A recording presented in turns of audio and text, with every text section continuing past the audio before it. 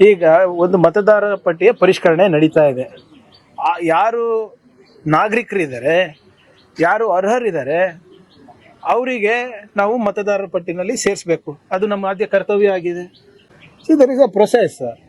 ಈಗ ಇದಕ್ಕೆ ನಾವು ಇಲ್ಲಿಗಲ್ ಇಮಿಗ್ರೆಂಟ್ಸಿಗೆ ಮಾಡ್ತಾ ಇದ್ದೀವಿ, ಬಾಂಗ್ಲಾದೇಶಿಗೆ ಕೊಡ್ತಾ ಇದ್ದೀವಿ, ಏನಾದರೂ ಕಾಮನ್ ಸೆನ್ಸ್ ಇಟ್ಟು ಮಾತಾಡ್ತಾರ ಬಿ ಜೆ ಪಿಯವರು? ಮೊನ್ನೆನೂ ಕೂಡ ಹೇಳಿದ್ದೀನಿ, ನಮ್ಮ ರಾಜ್ಯ ಯಾವ ಅಂತಾರಾಷ್ಟ್ರೀಯ ಗಡಿಗೆ ಹತ್ತಿದೆ ಹೇಳಿ? ಬಾಂಗ್ಲಾದೇಶಿ ಬಂದರು, ಬಾಂಗ್ಲಾದೇಶಿ ಬಂದರು, ಎಲ್ಲಿಂದ ಬರ್ತಾ ಇದ್ದಾರೆ ರೀ? ವೆಸ್ಟ್ ಬೆಂಗಾಲಲ್ಲಿ ನಿಮ್ಮದೇ ಆಡಳಿತ. ಅಮಿತ್ ಶಾ ಅವರು ನಿಮ್ಮ ಹೋಮ್ ಮಿನಿಸ್ಟರೇ. ಮಧ್ಯಪ್ರದೇಶ್ ಬರ್ತದೆ, ಉತ್ತರ ಪ್ರದೇಶ್ ಬರ್ತದೆ, ಆಂಧ್ರ ಪ್ರದೇಶ್ ಬರ್ತದೆ, ಒರಿಸ್ಸಾ ಬರ್ತದೆ, ಬಿಹಾರ್ ಬರ್ತದೆ, ಮಧ್ಯದಲ್ಲಿ ಹೆಂಗೆ ಬರ್ತಾ ಇದ್ದಾರೆ ಇವರು ಬಾಂಗ್ಲಾದೇಶದವರು?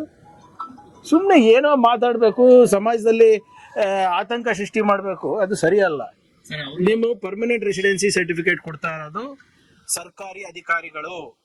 ನಿಮ್ಗೆ ಏನಾದ್ರೂ ತೊಂದರೆ ಇದ್ರೆ ಅದನ್ನ ಪ್ರೂವ್ ಮಾಡಿ. ಅದನ್ನ ಕೊಡೋ ಅಧಿಕಾರ ರಾಜ್ಯ ಸರ್ಕಾರಕ್ಕಿಲ್ಲ, ಅದನ್ನ ಕೊಡ್ಬೇಕಾಗಿರೋದು ಕೇಂದ್ರ ಗೃಹ ಇಲಾಖೆ. ಇವ್ರು ಯಾಕೆ ಕೊಡ್ತಿದ್ದಾರೆ ಅನ್ನೋದು ಒಂದು. ಎರಡನೇದು ಸರ್, ನೋಡಿ, ಪರ್ಮನೆಂಟ್ ರೆಸಿಡೆನ್ಸಿ ಸರ್ಟಿಫಿಕೇಟ್ ರಾಜ್ಯ ಸರ್ಕಾರ ಅಂದ್ರೆ ನೀವು ಇಲ್ಲಿ ವಾಸ ಮಾಡ್ತಾ ಕೊಡ್ಬೇಕಲ್ಲ. ಈಗ ವೆಸ್ಟ್ ಬೆಂಗಾಲಲ್ಲಿ ನೋಡಿದ್ರಲ್ಲ, ಸುಮಾರು 1 ಕೋಟಿ ಜನರಿಗೆ, ನಾಗರಿಕರಿಗೆ ಏಕಾಏಕಿ ತೆಗೆದುಬಿಟ್ರು. ನೀವು ಪಾಸ್ಪೋರ್ಟು, ನಿಮ್ಮ ಸಿಟಿಸನ್ಶಿಪ್ ಪ್ರೂವ್ ಮಾಡಲ್ಲ ಅಂತೀರಾ, ಆಧಾರ್ ಕಾರ್ಡು ಅಂತ ಇಲ್ಲ, ನಿಮ್ಮ ರೆಸಿಡೆನ್ಸಿ ಸರ್ಟಿಫಿಕೇಟು ಇಲ್ಲ ಅಂತೀರಾ, ಬ್ಯಾಂಕ್ ಅಕೌಂಟ್ ಕೊಟ್ರೆ ಅದನ್ನೂ ಇಲ್ಲ ಅಂತೀರಾ. ಮತ್ತೆ what is your document to prove your citizenship? ಚುನಾವಣಾ ಆಯೋಗ 11 ದಾಖಲಾತಿ ಕರೆಕ್ಟ್, ಆಧಾರು ಎಲ್ಲವೂ ಇದೆ. ಅದು ಇಲ್ದಿದ್ದವರು ಇದನ್ನ ತಗೊಂಡು ಅಕ್ರಮ ಮಾಡಬಹುದಲ್ಲ ಅನ್ನೋದು ಅವ್ರ ಆರೋಪ. ಎಲ್ಲ ಆಗಿದೆ ಹೇಳಿವ್ರೆ, ಇವ್ರು ಸುಮ್ನೆ ಆರೋಪ ಇಲ್ಲ. ಇವ್ರ ಆರೋಪ ಬಹಳ ಸ್ಪಷ್ಟವಾಗಿದೆ, ಬಾಂಗ್ಲಾದೇಶಿಗಳಿಗೆ ನಾವು ಕೊಡ್ತಾ ಇದೀವಿ ಅಂತ. ಕೊಡ್ತಾ ಇದ್ದೀರಾ ಅಂತ ಹೆಂಗೆ ಆಗಕ್ ಸಾಧ್ಯ ಆಗುತ್ತಾ? ಸುಮ್ಮನೆ ನಾನು ಹೇಳ್ತಾ ಇಲ್ವಾ, ಇವರಿಗೆ ಯಾವುದೇ ರೀತಿಯಾದಂಥ ಸುಳಿವು ಸಿಗ್ತಾ ಇಲ್ಲ, ಯಾವುದೇ ಎಕ್ಸ್ಕ್ಯೂಸ್ ಸಿಗ್ತಾ ಇಲ್ಲ. ಇವ್ರು ಹೊಸ ಎಕ್ಸ್ಕ್ಯೂಸ್ಗಳನ್ನು ಸೃಷ್ಟಿ ಮಾಡ್ತಾ ಇದ್ದಾರೆ. BLAಗಳದ್ದು ಮಾಡಿದ್ರು, ಇದು ಮಾಡ್ತಾ ಇದ್ದಾರೆ.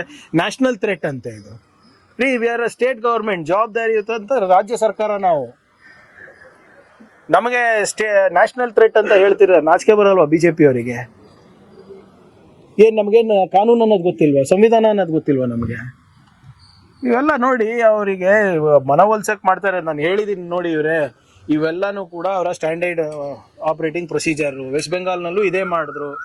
BLOಗಳ ಮೇಲೆ ಆಪಾದನೆ ಮಾಡಿದ್ರು, ಮಮತಾ ಬ್ಯಾನರ್ಜಿ ಅವ್ರ ಸರ್ಕಾರದ ಮೇಲೆ ಆಪಾದನೆ ಮಾಡಿದ್ರು, CEC ಹತ್ರ ಹೋಗಿ ನಾಟಕ ಮಾಡಿದ್ರು. ಅದಾದ್ಮೇಲೆ SIR ಬಂತು. CEC ಅವ್ರು ಏನು ಮಾಡಿದ್ರು, ಲಾಜಿಕಲ್ ಡಿಸ್ಕ್ರಪೆನ್ಸಿ ಅಂತ ತಂದುಬಿಟ್ರು. ಅದರಲ್ಲಿ ಇರೋರು ಬರೋರಿಗೆ ಎಲ್ಲರಿಗೂ ಕೂಡ ಹೊರಗೆ ಹಾಕ್ಬಿಟ್ರು. ಅದೇ ಒಂದು ಪ್ರಕ್ರಿಯೆ ಇಲ್ಲೂ ಮಾಡ್ತಾ ಇದ್ದಾರೆ. ಅದಕ್ಕೆ ನಾವು ಮುಂಜಾಗ್ರತವಾಗಿ ನಾವು ಮಾಡ್ತಾ ಇದ್ದೀವಿ.